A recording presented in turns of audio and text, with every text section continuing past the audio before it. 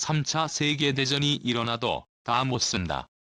우리나라의 한군 관계자가 340만 발이나 비축된 100mm 포탄을 두고 내린 평가입니다. 우리나라는 과거 미군이 2차 세계대전부터 주력 화포로서 에어백의 계열 100mm 견인 곡사포 일명동꼴을 인계받아 국군 주력 확보로 써왔는데요. 현재 시점에서 전 세계를 통틀어 100mm 곡사포를 가장 많이 운용하는 국가는 우리나라입니다. 미군이 쓰던 것을 인계받은 것과 면허 생산을 하면서 우리 육군에는 2000분의 100mm 견인 곡사포를 가지게 됐고, 보유 중인 것 중에는 2차 대전과 6점 이후에 사용하던 장비도 남아 있습니다.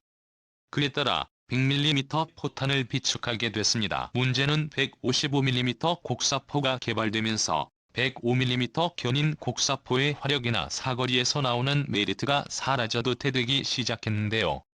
안녕하세요. 군사기밀 뉴스TV입니다. 알람 설정을 하시면 영상 업로드 시 바로 시청하실 수 있습니다.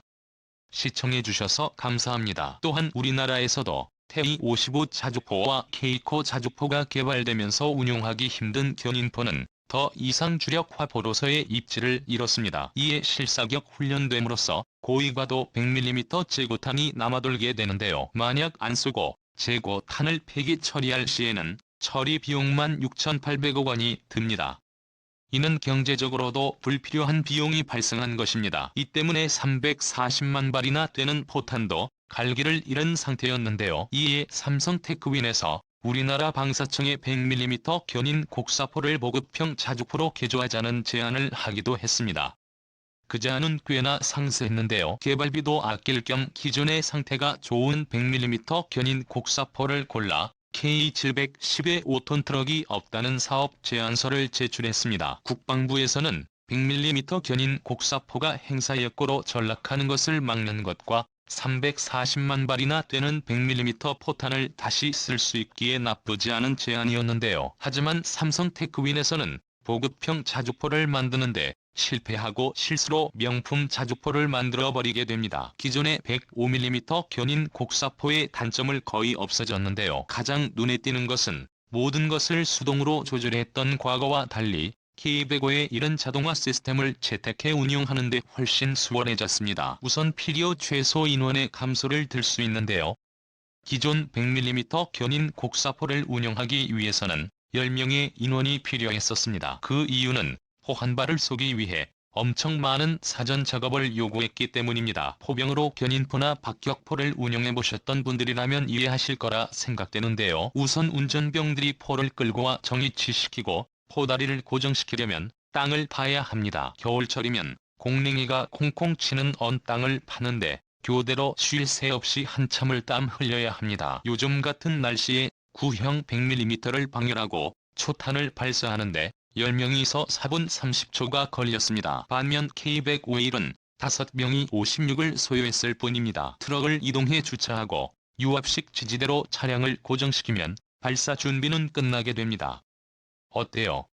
참 쉽죠. 여기에 최신식 사격 통제장치와 시스템을 통합해버림으로써 후방에 할 때 더 이상 레버를 돌리지 않아도 되는데요. 포신을 조준하는 것도 조이스틱 같은 것을 이용해 자동으로 포신이 방향을 잡고 고각을 조절할 수 있습니다. 이 설명한 모든 것들이 1분도 안 되는 시간에 이루어지기 때문에 견인포의 초탄 발사 시간의 4분의 1도 안 되니 서두렸습니다. 이 모든 과정에서 사륜형 자주포를 가장 먼저 시작해 선구 역할을 하고 있는 네덜란드의 모비에이티도 1분 30초가 걸립니다. 포격이 이루어지고 진지를 이탈할 때는 더 빠른데요. 지지대만 울리고 출발하면 되기에 진지 이탈에 필요한 시간은 단 30초라는 경이로운 결과가 나왔습니다. 경계 사수도차에 탑재되어 있는 대역 중기관총을 이용해 경계를 서게 되기 때문에 올라타면 한 번도 안 내리고 작전이 끝날 때까지 경계를 유지할 수 있습니다. 힘들게 땅을 파지 않아도 되는 것만으로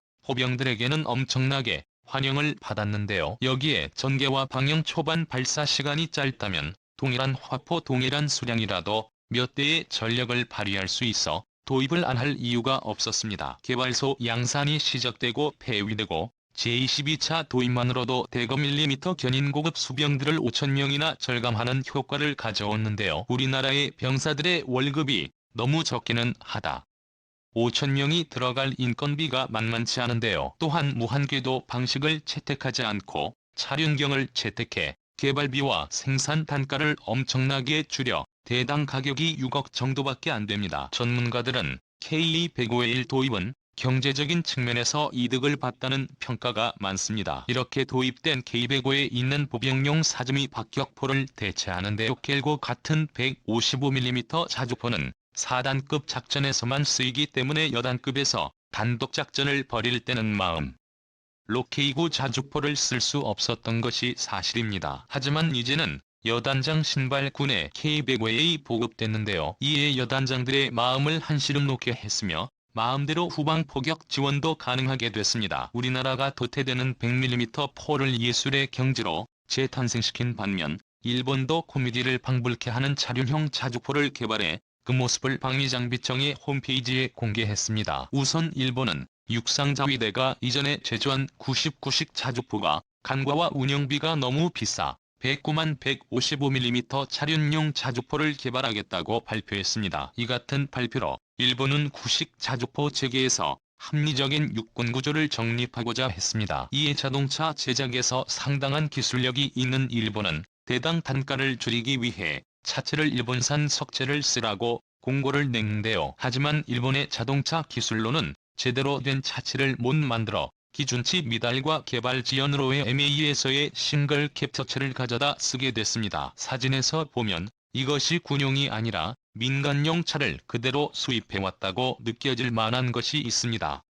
바로 운전석인데요. 일본의 차들은 운전석의 오른편에 있는 것에 반해 사진에서는 왼쪽에 운전석이 있습니다. 이는 일본의 차량 문화를 전혀 고려하지 않았다고 봐도 무방한데요. 이 때문에 19식 자주포의 제작 단가가 엄청나게 치솟았습니다. 일제 밖에 대당 7억인 하나로 70억 원을 자랑합니다. 이는 우리나라 계획도 자주포가 40억 원인 것을 안하면 약 2배 정도 비싼데요. 비싸도 너무 비싸 중간에 무한궤도식으로 자세를 바뀌었나 싶어 개발된 19식 자주포의 사진을 살펴봤지만 정확히 철이 장착되었습니다. 이는 차륜형사 조포의 장점인 낮은 단가의 이점을 전혀 살리지 못했는데요. 가격을 아끼기 위해 99식 자주포에 탑재되는 포신을 그대로 채택하여 개발하였는데 우리나라의 K105A1 한 대 가격인 6억 원의 10배가 넘는 가격입니다. 일본 정부의 발표 당시 경제적 이유로 19식 차륜형 자주포를 개발하겠다는 말이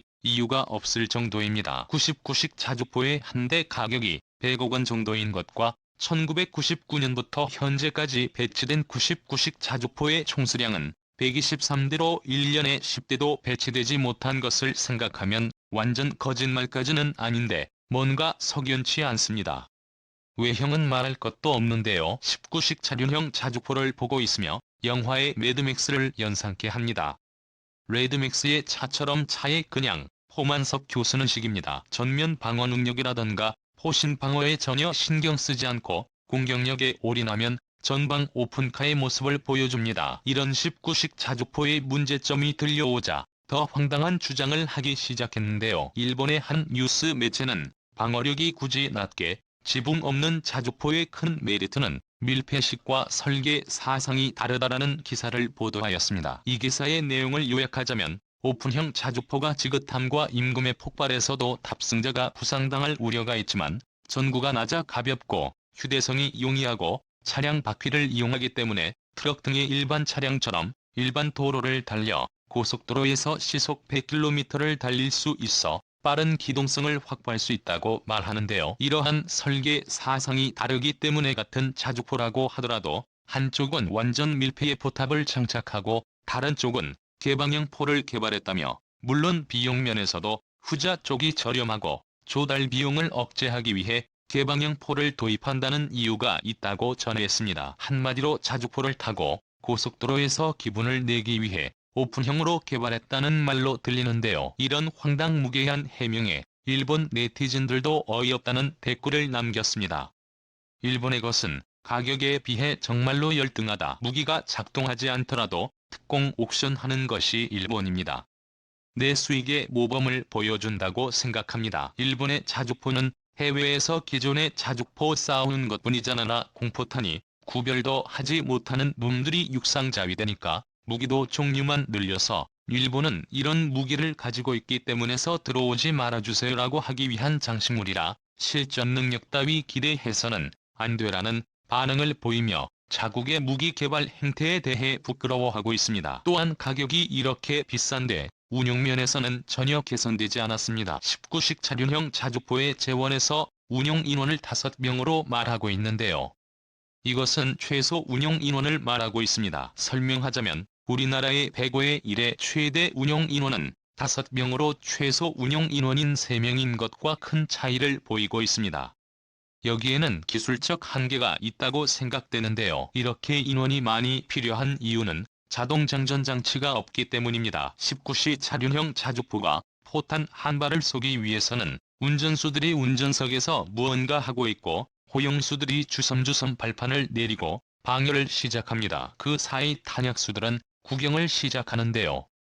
그 시간이 대략 잡아도 1분이 훨씬 넘습니다. 또한 차가 이렇게 굼에도 불구하고 탄약을 적재할 공간이 없어 탄약 운반 차량이 갓질 거라 다녀야 한다고 저다는데요. 국회에 대고 내일은 더 작은 크기임에도 별도의 탄약 운반 차량 없이 60발의 100mm 포탄을 적재할 수 있는 것을 생각하면 일본 정치인들이 개발 과정에서 길이가 엄청나게 많았다고 짐작할 수 있습니다. 이렇게 허접한 자주포를 개발해놓고 자랑스럽다고 말하고 있는 일본 댓글을 소개하며 영상을 마무리하겠습니다. 일본은 먼저 군수부문에서 부정이 엄청나게 많고 제도화되어 있으며 가격에 비해 스펙이 매우 떨어집니다. 게다가 위와 같은 것들이 과장을 좀 했지만 어쩔 수 없네요. 본 영상은 유튜브 채널 군사기밀 뉴스TV에서 제작하였으며 도움이 되셨다면 좋아요와 구독하기를 눌러주세요. 시청해주셔서 감사합니다.